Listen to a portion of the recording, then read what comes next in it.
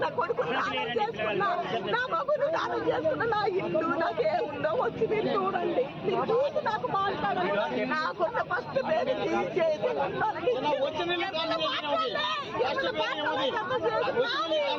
నాకుంది అసలుకి.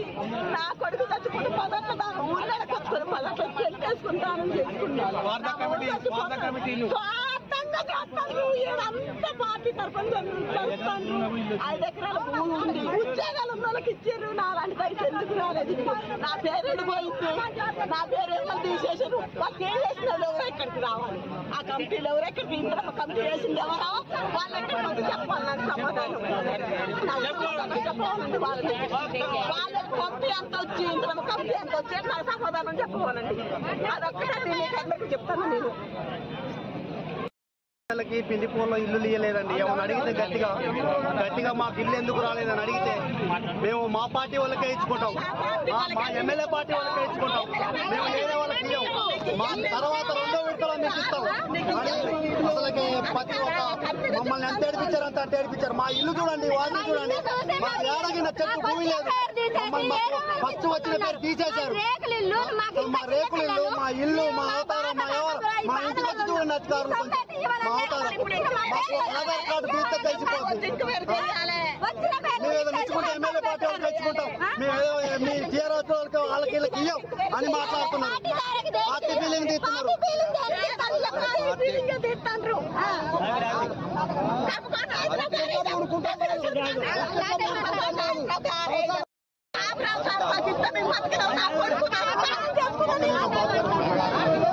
ప్రభుత్వం పెట్టినటువంటి పథకాలు ఏవైతే ఉన్నాయో దాంట్లో ముఖ్యమైనటువంటి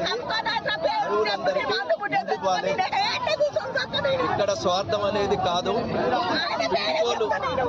పిండిపోలు గ్రామం మేజర్ పంచాయతీ.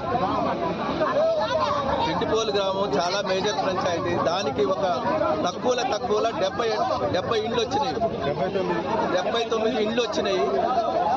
వాటిని కుదిర్చి 40 ఇండ్లకి సరి చేశారు. 30 ఇండ్లు వేరే చోటకు పోయినాయి.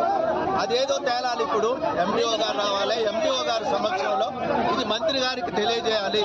30 ఇండ్లు ఎక్కడికి వెళ్ళినాయి?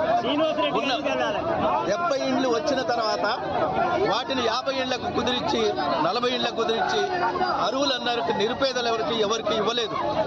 అదేదో ఎండిఓ గారు రావాలి. ఇంత సమక్షంలో ఎండిఓ గారికి తెలియజేయాలి. అదేదో ఆ 30 ఇస్తే కొంతలో పిండిపోలు గ్రామానికి కొంత మేలు జరుగుతుందనే ఈ ప్రజలందరూ కూడా రోడ్డు ఎక్కడం జరిగింది. అదేదో ఎండిఓ గారు రావాలని కోరుతూ